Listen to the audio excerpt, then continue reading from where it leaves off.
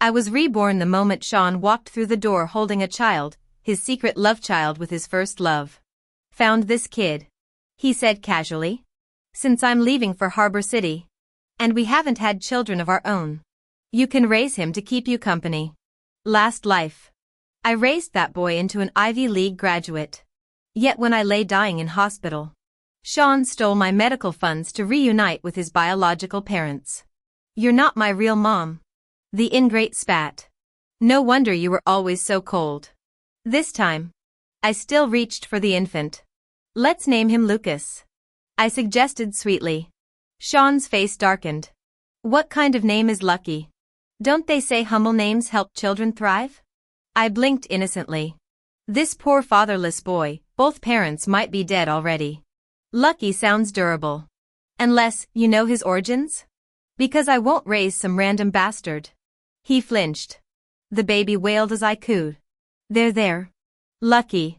Sean reached out protectively. But I shifted away, placing the infant on our bed. My expenses in Harbor City might be high. Sean changed the subject abruptly. How much do we have left? You didn't give me your money. Did you? I widened my eyes. Aren't we married? What's yours is mine. Besides, you only gave me a few $dozen last month. My voice turned accusing. It barely covered Mother's medical bills. I had to bring her soup from my parents' chicken coop. Sean's jaw tightened. Must you be so petty? Your mother gave you $10,000 when we married. I'm trying to build our future here. Memories flooded me. Last life. He'd lived with Emily in Harbor City, spending every cent I mailed them to buy multiple properties. When my family faced crisis, they'd feigned ignorance. Are you saying you can't bear to part with it? Sean's sneer snapped me back. Tears glistened as I smiled bitterly. It's not that. My fingers trembled against the baby blanket. My mother took the money back. My dad still hasn't received that contract payment. We need the money urgently. No. How could you return it? Sean panicked. His previous business success had relied entirely on those funds. My family's business had also collapsed in my past life after failing to secure that critical capital, costing us our most important client. Though the money hadn't actually been transferred yet, I'd made my choice. He could never know the truth. Claire, go get the money back. Your mother adores you, she'll agree. He grasped my hand with uncharacteristic tenderness. The kind he only showed when wanting something. But I wasn't their family ATM anymore. I withdrew my hand. It might take time. Why don't you go to Coastal City first? I'll wire the funds later. Seeing his darkening expression, I quickly added, you know how our family business operates. Once we turn profit, I'll get an extra 10 grand from Mom. You'll have all the spending money you need out there. Promise? Would I lie to you? You're the best. Sean hugged me, his voice softening. Take good care of Lucky while I'm gone.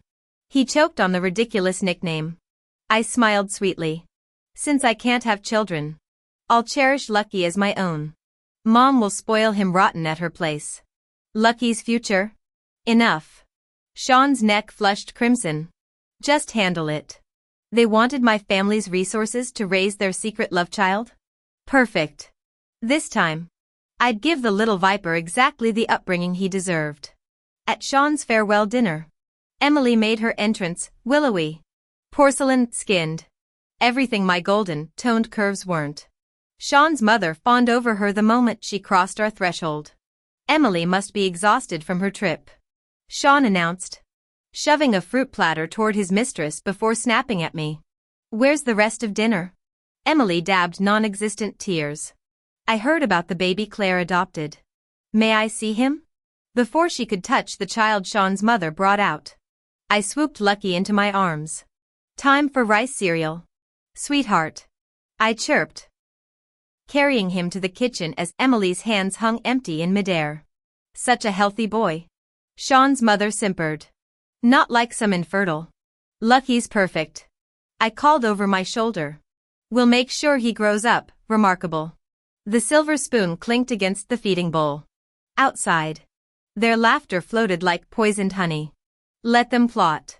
This golden goose had learned to recognize serpents in the nest. Emily grabbed my arm.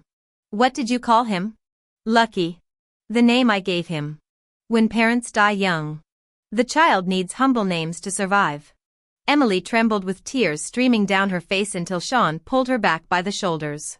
Names can always be changed when he's older, Sean interjected, giving her shoulder a meaningful squeeze. Why so emotional, Emily? I smiled. She clenched her fists, struggling to compose herself. Nothing. Just think it's unfortunate for such a cute child. What's wrong with it? I think it's charming. I produced a steaming bowl of rice cereal. You're feeding him this? I nodded, lifting the spoon. My arm froze midair. Emily's grip turned my smile brittle. Claire. Infants need formula. I chuckled. We all survived on cereal. Didn't we? Mom? My mother-in-law flinched, avoiding eye contact as she nodded. Last week when my nephew visited, I'd tried buying formula. She'd scoffed, why waste money? Cereal worked fine for generations. Kids these days are too fussy. Now Emily lunged toward Sean. You promised she'd care for our baby. Look at his rash, his neck's raw. Let me handle this. Sean muttered through gritted teeth. I'm taking Luke. Are you insane? The $20,000 trust fund clears in 3 days. You want to throw that away? At dinner, Sean casually probed, your family business, the profits are solid?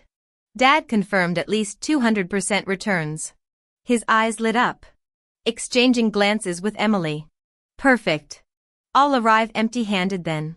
Of course. Just meet Dad at First National Bank Thursday. While washing dishes, I heard their muffled argument escalate near the nursery. Sean's patience frayed. We endured 9 months of this charade. 3 more days. Emily's whisper cracked. Our son's sleeping in soiled rags while she parades in designer maternity wear. Focus on the bigger picture. That fund could buy us 10 children. I hummed lullabies, tracing the Tiffany bracelet Sean gifted last week, identical to the one I'd seen Emily wear during her miscarriage last winter. The security footage from Neiman Marcus jewelry department made such thoughtful anniversary gifts. He knows about the money too. In my past life, I gave him way more than 20 grand. What do you suggest then? This is your own flesh and blood. How can you be so heartless? Sean pondered for a long time before whispering something in Emily's ear that I couldn't catch. I chose that moment to knock. The two inside jumped apart like scalded cats. Emily nervously smoothed her hair. Claire. Nothing happened between me and Sean. Don't get the wrong idea. Just had a grain of rice in her hair. Sean quickly added. Was helping her get it out. I chuckled. Why bother explaining? We all know how it is. Reaching for the squirming bundle in Emily's arms, I bounced Lucky a bit too vigorously. Just came to see my little Lucky. Emily went pale. Claire. Be careful. I glanced at her hovering hands and grinned. What's there to fear? Parentless brats are tough as nails. Could probably survive being dropped. I pretended to loosen my grip. Emily shrieked. Please don't. Sean yanked her behind him. Have some decency. It's still a child. Emily's just soft-hearted. He defended when I raised an eyebrow. Worried about the kid. My smile widened. Since the adoption's not final yet, want to take him? Emily hesitated, then shook her head. You should keep him. I can have my own. Her blush crept toward Sean. How would you know? I tilted my head. Never pushed one out. Have you? Sean stepped between us. She's perfectly healthy. Of course she can. I let it drop, but asked again as they left, last chance. Sure you don't want him? When she refused again, Sean frowned. Why keep asking? Something wrong with the brat? Just don't want regrets. I smiled at the tiny form on the bed. She'd chosen this. Later, Sean reminded me, might be our only child. Better treat him right. His success means ours. I agreed eagerly. Hiring a full-time nanny. Your mom just needs to supervise. Satisfied. He left after extracting another promise about the money. I waited till his card disappeared before heading to my parents' place. Mom also gave me $20. 000. The funds came through after all. Don't skimp on yourself at the Miller's place. In my past life after our family fortunes declined, she'd worked dawn to dusk at a street stall. When I was hospitalized, she emptied every account. We'll treat it. No matter the cost. She'd insisted. Believing Sean had money and went to Coastal City alone to find them. He left her waiting outside his mansion during a blizzard. Emily sent me the video. Sneering, some beggar showed up demanding 10 grand, that's my monthly skincare budget. Claire, aren't you coming to collect your trash? Oh wait.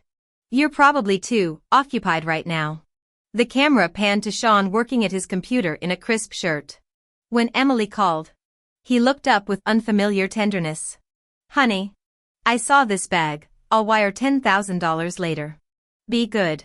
I'm working. You're the best. Emily skipped downstairs, ordering her gaming son, chase off that nuisance. Tell security to keep stray mutts out. Her wrinkle-free face filled the screen last. So what if you were born privileged? Your husband won't touch you. My son won't claim you. Karma's a bitch, now you're the stray. The pain made me want to slap her through the screen. Claire? What's wrong? Mom's voice snapped me back. I hadn't realized I was crying. When I explained about Sean and Emily's child, she wanted immediate confrontation. I stopped her. Divorce would let him off too easy after their deception. Wiping tears, I glanced at the sleeping infant. You'll really raise him? My rules. I squeezed Mom's worried hand. Is Alex home? Have him come tonight. At dinner, I gave Alex the cash. Aunt gasped, why give that troublemaker money? She tried blocking me, but I pushed $20,000 into Alex's hands. Today's fortune meant little in 20 years. This would be pocket change. In my past life, Alex was the only one who slipped me money during my hospitalization. Sis, this is all I have right now.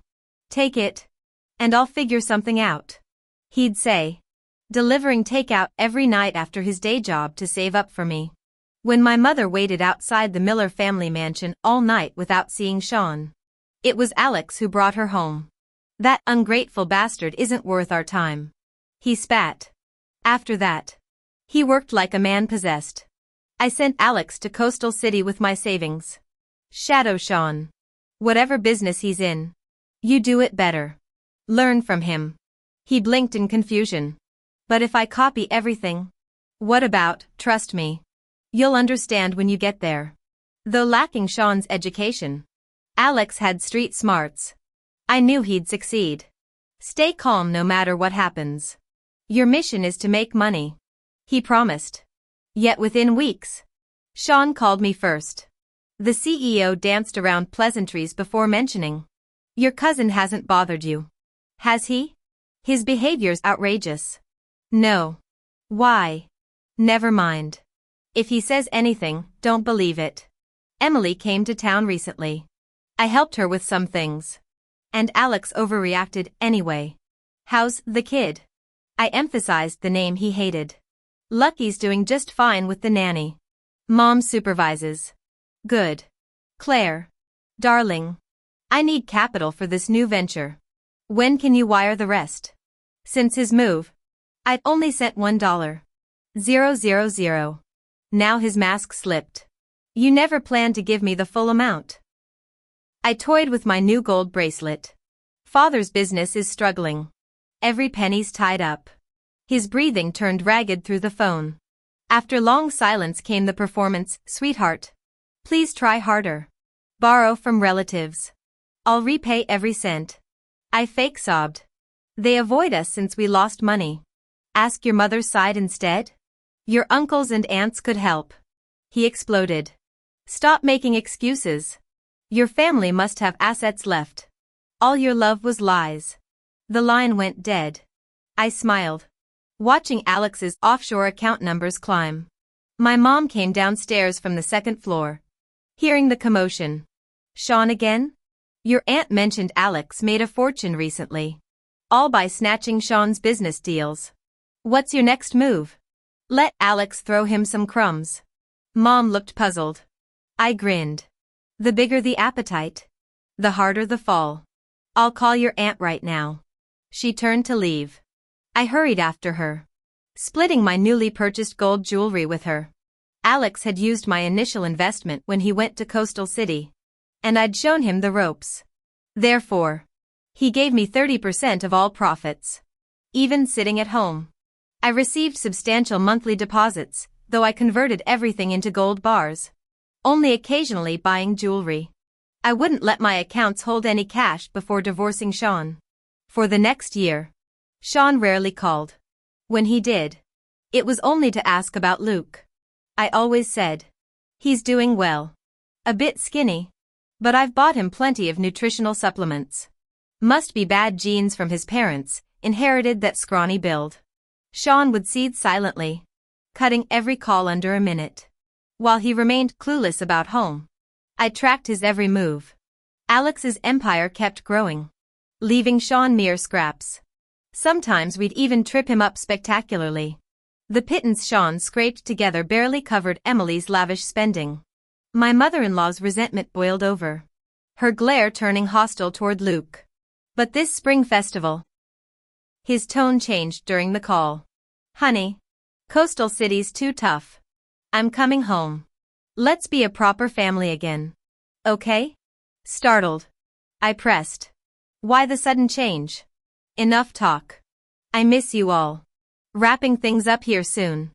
I agreed sweetly. Then immediately dialed Alex. Sorry. Got carried away last time. I'll ease up. But sis. After a whole year. He's probably broken. He's been fighting with Emily non-stop, might genuinely want to reconcile. Frowning irritably, my gaze drifted to Ryan emerging from the bathroom. Water droplets cascaded down his sculpted torso, disappearing into the towel at his hips. Hungry, sis? His smile lit up the room like sunlight through stained glass. I nodded absently. Starving. Ryan grabbed a fresh towel. I'll start cooking. Reluctantly tearing my eyes away, I suddenly found this game with Sean tedious. What a waste of golden hours better spent elsewhere. Alex. Let's go nuclear. What's the plan? Watching Ryan move through the kitchen, I murmured, I'll just pack everything at once. Your sister can't wait any longer. With that, she hung up and sidled into the kitchen, wrapping her arms around Ryan from behind. Her hands already slipped beneath his shirt. He chuckled softly, catching her wandering fingers. You're still married, Claire. Can't do that. Almost divorced. Any day now. Ryan proved annoyingly stingy, shooing her out after mere seconds of contact. She flopped onto the couch, watching his lanky frame move between stove and counter until steaming dishes appeared. Need to head back to campus after dinner. Got enough cash? His head jerked up, eyes suddenly glistening. She backpedaled with nervous laughter. Not like that. I've got money to burn. Seriously. The rest of the meal passed in tense silence, his goodbye slamming heavier than the apartment door. She exhaled sharply. Perfect in every way except his absurd hang-ups about money. Their first meeting 6 months ago flashed through her mind, gangly college kid getting chewed out by a diner manager for broken dishes.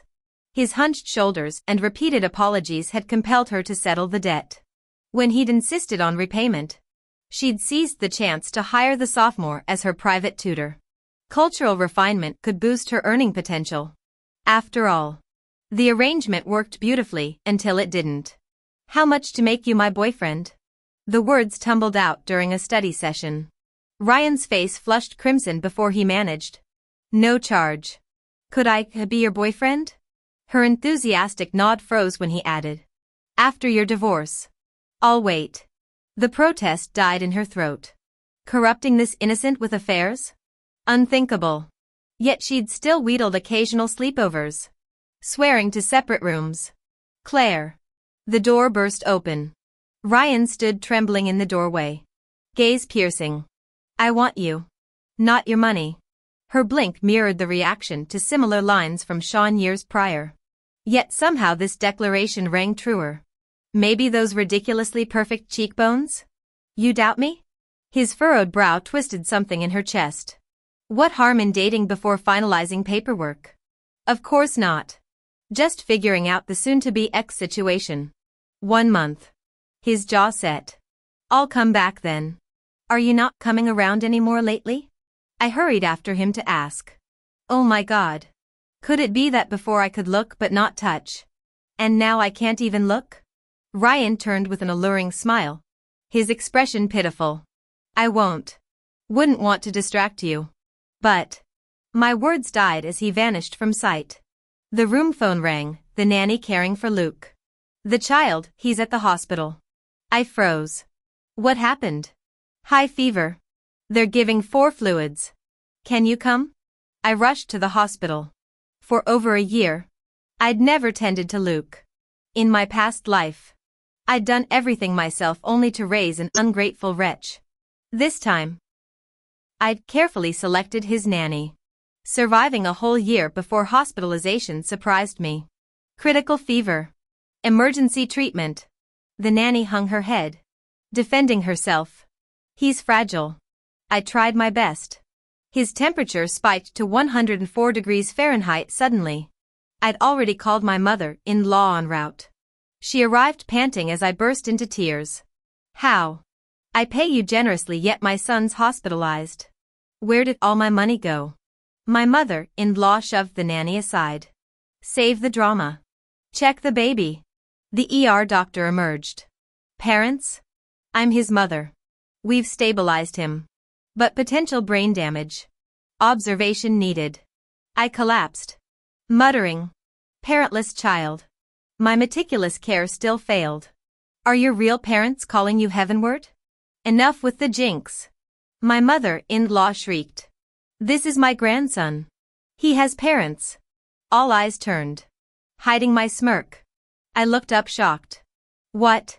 My husband found him abandoned. You claim him as grandson? Then, whose child is he? Who's the mother? My mother-in-law paled.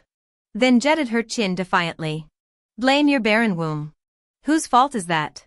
I dramatically fainted as my mother arrived. Cradling me. She spat. Your family bullies my daughter. Making her raise your bastard. Who's truly infertile, my daughter or your defective son? How dare you claim this bastard as Miller blood? Shameless hag. You raised a cheating son to commit this atrocity. Divorce. I'll take care of my daughter myself. Fine. Who'd want a barren woman who can't bear children anyway? My mother and mother-in-law parted ways bitterly at the hospital. Mom took me home. Sean's call came that evening. You know everything. His voice strained with tension before hurriedly explaining. It wasn't what you think. That was an accident. I only meant to say proper goodbyes that night. We drank too much, Claire. I still want to make this work. I understood Sean's sudden change of heart stemmed from his growing disillusionment with Emily. In this lifetime, Sean's business ventures had fluctuated wildly, leaving him perpetually irritable. Emily hadn't been the picture of devotion either. Alex's deliberate provocations had nearly led her to cheat. But I wasn't some trash collector. Let's divorce. 3 icy words sealed our fate. The line went deathly quiet before his voice returned. Hardened. Think carefully.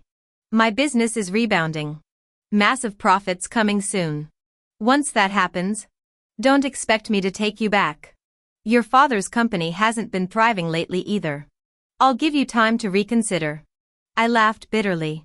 Did you ever consider consequences when sleeping with Emily? Or did you assume I'd never leave? Your arrogance blinds you. Sean. He choked on his rage as I continued. Luke's still hospitalized. Come settle the divorce paperwork. The dial tone exploded in my ear. True to form, Sean showed no concern for Luke's condition. Memories of our previous life surfaced, Luke discovering his true parentage. Draining my accounts. Vanishing to coastal city with that hateful note, frowny face, going to find my real parents. No wonder you never loved me, you weren't my birth mother. Had I failed him? If denying candy to protect his teeth counted as cruelty. If pushing him to study for better prospects counted as abuse. This lifetime should have been different. Our nanny fed him whatever he wanted as long as he didn't cry. Sean eventually returned, Emily trailing behind like faded finery. The woman who'd once dazzled in video calls now resembled wilted peonies. "You murderer!" She lunged at me, claws outstretched. "How dare you harm my son?" I stepped back coldly as Sean restrained her. "Ask the neighbors how I treated that boy. Hired a premium nanny at $3,000 monthly. Had your lover's mother supervise the care. Had I known he was your bastard with my husband, I'd never have raised him." My voice cracked with raw fury. Neighbors swarmed like protective hornets. "Claire dear. They're not worth your tears. You shameless homewrecker. How dare you show your face after seducing a married man and abandoning your child? In this civilized age. If this were the olden days, you'd be facing social exile." "Exactly. Claire treats that boy so well. Don't you dare spread lies." All the neighbors could vouch for me. I constantly brought supplies from my parents' house. "Luke has delicate health. He needs proper nutrition." Right. With no parents around, I gave him a humble name for protection. Children's clothes cost a fortune these days. This tiny outfit cost over $50. Emily's accusations found no believers. She turned to sue the nanny, only to uncover worse truths. I'd been paying the nanny $2,000 monthly. But Mrs. Miller had skimmed $500 off the top. The nutritional supplements I bought? Sold for cash. When Luke developed fever, she'd refused medicine, just piled blankets on him. Sean survived childhood fevers by sweating it out. She'd insisted. The situation escalated to seizures before the panicked nanny finally called me. As the nanny and Mrs. Miller turned on each other, Emily collapsed pale, faced on the floor. This spectacle demanded Sean's presence. I had someone summon him. He arrived just as Emily shrieked and lunged at his mother. The older woman fell backward during her scuffle with the nanny, cracking her skull on the floor. "Mom!" Sean rushed to lift the bleeding woman. The farce concluded with Mrs. Miller in emergency surgery. When the lights dimmed and the doctor shook his head, Sean turned furious eyes toward Emily. The delayed satisfaction made me laugh aloud. That wretched grandmother had been instrumental in ruining Luke's previous life. Her constant indulgence in poison-tongued criticism of me warped the child. Now I'd made her raise Luke herself. Turns out generational affection has limits. Faced with choosing between herself and her grandson, she chose self-preservation, especially when Emily seized control of Sean's finances. Luke became the collateral damage. The messier things grew, the harder Sean fought against divorce. He stood outside my door all night. When I opened it, bloodshot eyes met mine. "Let's focus on your health. We'll have our own child. Okay? Please don't leave me." I'd never seen Sean so vulnerable. Yet my heart remained frozen, preoccupied with recent radio silence from Ryan. He'd stopped taking my calls or visits. If only smartphones existed already, I'd flood him with video messages. "Claire, I have money now. I can invest in your father's business. I'll handle things with Emily properly. Can you forgive me?" Sean reached for my hand, but I instinctively pulled back. With knowledge from my past life, I knew few outsiders were aware of my family's true circumstances. Truth was, my father had already pivoted industries years ago. We were simply waiting for the right moment, the impending real estate boom. We weren't poor either. The funds Alex had provided over the past year alone could have bought me multiple properties in High City. But Sean only saw my zero-balance bank account and my occasional requests to Mom for spending money. Not that I planned to enlighten him. But my father's drowning in debt, $500,000. We're even selling the family villa now. My voice trembled. "Will you help?" He froze, the words tumbling out before he could stop them. "How did this happen?" I sighed dramatically. "You'll help though. Right? I don't have that kind of cash right now." The business in High City, Sean stammered about needing time to strategize when confronted with our massive debt. True to form, he vanished for a week before agreeing to divorce. Alex snorted when he heard. "That bastard's all talk. Last night I had a friend casually mention knowing a girl from a good family who's interested. Today? Poof. Divorce papers. Want me to mess with him some more? Sis? Let's stick to the plan. I declined. We'd pushed far enough without crossing into self-sabotage territory. The day Sean and I finalized our divorce dawned cloudless. If you ever need anything, his red-rimmed eyes tried to hold mine as he moved to embrace me. I sidestepped coldly. Just stay out of my life. Emily got wind of the divorce before the ink dried. She showed up at his doorstep clutching their son, Luke. The same child whose fever-induced brain damage she now weaponized. That which ruined my boy. She tortured her own grandchild. Her sidewalk performance escalated daily. Sean kept a wife and mistress both. Made me abandon our baby to chase some business fantasy in high city. Know what we ate? Moldy bread and rat-infested basements. Now he's dumping us to chase rich widows since his ex's family went bankrupt. Her impromptu press conference went viral. Reporters swarmed as Sean's reputation imploded. Panicked about his high city connections. He moved Emily into his home. It bought him exactly 27 days of peace before his high city ventures collapsed. He fled town like his tailored suits were on fire. Her mother-in-law was entrusted to Emily's care. I ran into Emily once when I was rushing to meet Ryan for dinner. Emily stopped me. Bet you didn't see this coming, he ended up marrying me after all. I frowned. Can't believe you'd settle for such trash. But he's loaded. I gave her a meaningful look. You're counting chickens before they hatch. Did she really think I'd let Sean stay wealthy? I'd deliberately walked away empty-handed during our divorce. He thought he'd scored big. Oblivious to Alex's Harbor City operations closing in.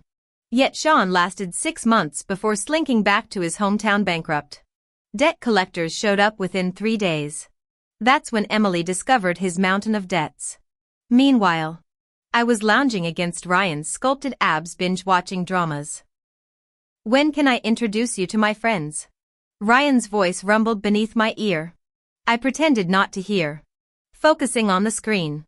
Suddenly the TV went dark as his calloused palm cradled my face. My birthday's in 2 days. Stubborn hope etched his features. Will you spend it with me? I sighed at his poorly disguised vulnerability. Just us. I'll cook. The fleeting disappointment in his eyes stabbed me before he forced a nod. He left that night without his usual sleepover. Then Sean showed up reeking of whiskey. Eyes bloodshot. Claire, his gravelly voice caught as he blocked my door. You're abandoning me too? We're divorced. I regret everything. My bitter laugh echoed in the hallway. Marriage isn't some game you can reset. He stared with unsettling intensity. Alex, your cousin, that's who's been sabotaging me in Harbor City. I froze. He'd actually figured it out. Claire. His haunted whisper raised goosebumps. I've been dreaming of another life where you died. Where I never married Emily.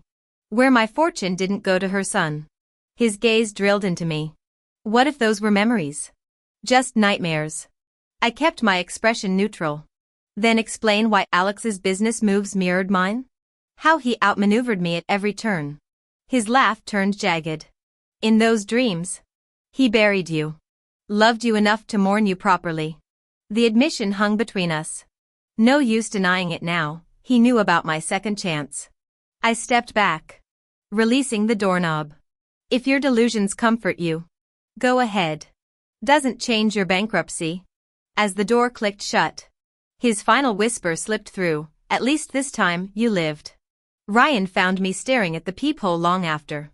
Without words, he carried me to bed. His steady heartbeat against my ear drowning out the ghost of my past. You're still playing dumb. He suddenly grabbed my shoulders and yanked me into his embrace. If you just remarry me, I'll forgive you. Let's wipe the slate clean and start over. In our past life. I didn't know you were sick. It was all Emily's doing. I never wanted to divorce you. Never wanted you dead. How laughable. Sean. A real man owns up to his actions. Are you seriously claiming ignorance about all those things? His body stiffened. Pushing me away. He stared intently at my face. So you did know about our past life all along. I refused to engage. Go home. I already called the cops. Agony twisted his features. No second chances at all? I ignored him. What I didn't expect was him kidnapping me outright. When I woke in an abandoned warehouse, Sean stood nearby with conflicted eyes. You deliberately named him Luke. You handed our son to my mother and nanny knowing they'd neglect him. You sent me to Coastal City with barely any funds just to scout for Alex's ventures. If that's the case, I deserve half of Alex's earnings. His face contorted as he lunged closer. Claire. Know what I thought after the dreams? I wanted to make amends. But you? Spittle flew from his lips. My mother still gets migraines. My son's mentally impaired. Emily stole my last dime leaving me bankrupt. And you're to blame for all this. I met his glare coldly. What do you want? Sean barked a humorless laugh. You transferred assets before our divorce. Alex treats you so well, he must have given you plenty. Last life. I occasionally helped Alex and he repaid the favor. But you? Squandered my money in Coastal City, kept mistresses. Made me raise your love child. Then took my very life. He spread his hands mockingly. Now who's the ungrateful bastard here? Give me half of Alex's Coastal City profits. No tricks, I know the numbers. Take that up with Alex yourself. Of course you'll tell him. He thrust his phone at me. Alex's number dialed. As he waited eagerly, I looked at him like he'd lost his mind. You actually think I came unprepared? What's that supposed to? Police sirens wailed as SWAT teams breached the building.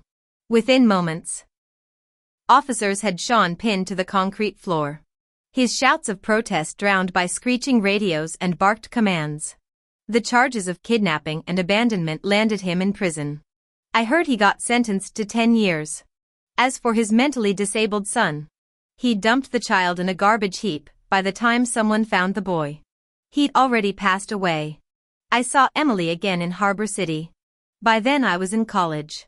Driving past a bar one night, I spotted her stumbling out drunk. A pot-bellied man had his hands inside her shirt. But Emily seemed completely oblivious, giggling as she held out her palm. The man slapped a $100 bill into it. And she quickly stuffed the cash into her pocket before climbing into a taxi with him. What's so interesting over there? Ryan followed my gaze. I shook my head with a smile. Ryan had come to visit during school break. He hadn't mentioned introducing me to his friends in years. Nor did he ever ask to meet mine. We maintained this unspoken agreement, playing boyfriend and girlfriend without intruding on each other's lives. After graduation, he started his own company with my guidance. His business kept expanding until it dwarfed even Alex's and my father's enterprises. He no longer needed my financial support. These days, he'd show up with lavish jewelry every time we met. When I dropped him off at his place that night, he lingered by the car.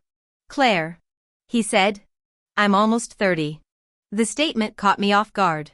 He closed the distance between us in 2 steps, wrapping me in his arms. 10 years? Claire, when are you going to make an honest man out of me? My heart skipped. I'd always assumed someone this exceptional wouldn't settle for one woman. I'd been waiting for the breakup talk, even as I kept falling deeper. Instead, I got a diamond ring and a proposal. Marriage is out of the question, I finally said. But we could live together. Forever's too long a promise. I don't want vows anymore. Unless he signs over every last cent to me.